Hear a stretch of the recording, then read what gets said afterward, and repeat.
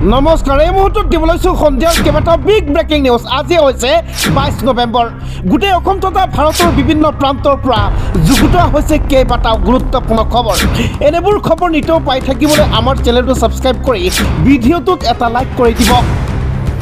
সাৱধান হওক মুছলমানসকল, যিকোনো মুহূৰ্তত ডিভোটাৰ হ'ব পাৰে আপুনি, কাৰণ ইতিমধ্যে 471 জনকৈ লোকক ডিভোটাৰ কৰি দিয়া হৈছে। ভোটাৰ তালিকাৰ পৰা নাম কৰ্তন কৰা হৈছে।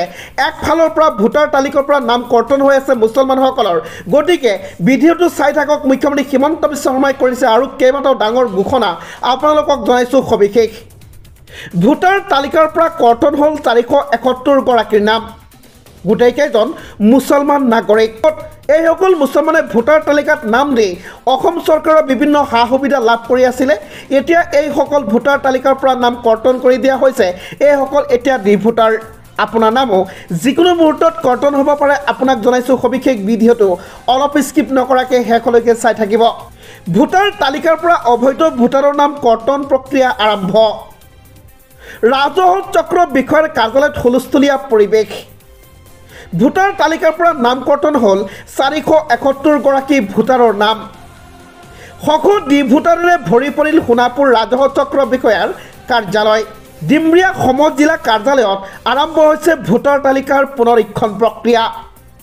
প্ৰথম দিনটোতে ভোটাৰ তালিকাৰ পৰা কৰ্তন হ'ল 471 গৰাকী ভোটাৰৰ নাম। কচুতলিৰ উচ্ছেদৰ পিছত সন্দেহযুক্ত ভোটাৰৰ নাম কৰ্তনৰ দাবী জনাইছিল দল সংগঠনসমূহে। ভোটাৰ তালিকাৰ পৰা অবৈধ ভোটাৰৰ নাম কৰ্তন প্ৰক্ৰিয়া ইতিমধ্যে আৰম্ভ হৈছে। ৰাজহ চক্ৰ বিষয়াৰ কাৰ্যালয়ত এতিয়া হুলস্থুলীয়া পৰিৱেশ। যিকোনো মুহূৰ্তত আপোনাৰ নামো কৰ্তন হ'ব পাৰে। সেই ভোটাৰ লিষ্টৰ পৰা আপুনিও ডিভোটাৰ হৈ যাব পাৰে। কচুতলিত উচ্ছেদৰ পিছত এই সন্দেহযুক্ত ভোটাৰৰ নাম কৰ্তন কৰাৰ দাবী জনাইছিল দল সংগঠনসমূহে। আৰু দল সংগঠনৰ দাবীৰ পিছতে এটা এটাকৈ নাম কাটা হৈ আছে, এটা এটাকৈ কৰ্তন কৰা হৈ আছে। ইতিমধ্যে 471 গৰাকীৰ নাম কৰ্তন কৰি দিয়া গৈছে। ইয়াক লৈ আপোনালোকৰ মন্তব্য ভিডিঅ'টোৰ কমেণ্টত বিচাৰিছোঁ। আগবাঢ়িছোঁ পৰৱৰ্তী গুৰুত্বপূৰ্ণ খবৰ ফালে।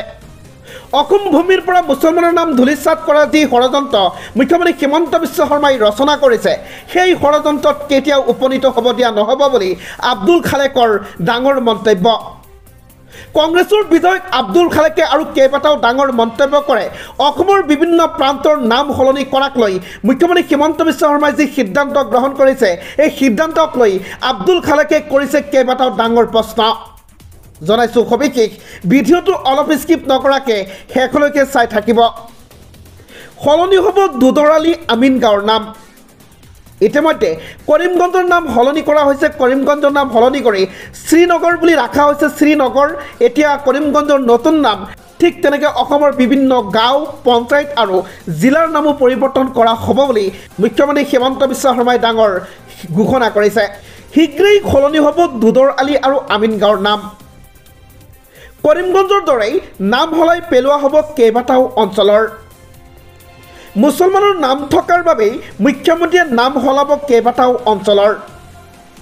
কৰিমগঞ্জৰ কৰিম থকাৰ বাবে নাম সলনি কৰি ৰখা হ'ল শ্ৰীভূমি। দুদৰালিৰ আলি মুছলমানৰ নাম হোৱাৰ বাবেই কৰা হ'ব সলনি। একেদৰে আমিন গাঁৱৰ আমিন মুছলমান হোৱাৰ বাবেই নাম সলনি কৰিব মুখ্যমন্ত্ৰীয়ে।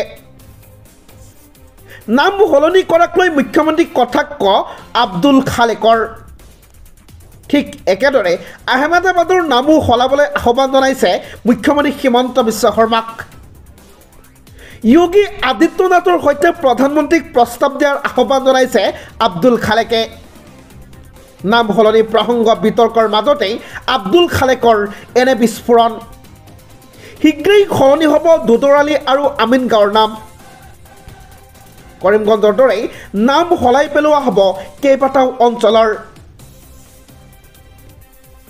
মুছলমানৰ নাম থকাৰ বাবেই মুখ্যমন্ত্ৰীয়ে নাম সলোৱাৰ কেইবাটাও অঞ্চলৰ। মুছলমানৰ নাম থকাৰ বাবেই মুখ্যমন্ত্ৰী হিমন্ত বিশ্ব শৰ্মাই কেইবা অঞ্চলৰ নাম সলনি কৰি দিয়া হ'ব। আহমেদাবাদৰ নামো পৰিৱৰ্তন কৰাৰ আহ্বান জনাইছে আব্দুল খালেকে। মুছলমানৰ নাম থকা যিকোনো ৰাজ্য, যিকোনো জিলা, যিকোনো অঞ্চলৰ নাম পৰিৱৰ্তন কৰা হ'ব বুলি মুখ্যমন্ত্ৰী হিমন্ত বিশ্ব শৰ্মাৰ ডাঙৰ ঘোষণা। গতিকে এনে ঘোষণাক লৈ আপোনালোকৰ কি প্ৰতিক্ৰিয়া ভিডিঅ'টোৰ কমেণ্টত এবাৰ জনাবলৈ নাপাহৰিব। আগবাঢ়িছোঁ পৰৱৰ্তী গুৰুত্বপূৰ্ণ খবৰ ফালে।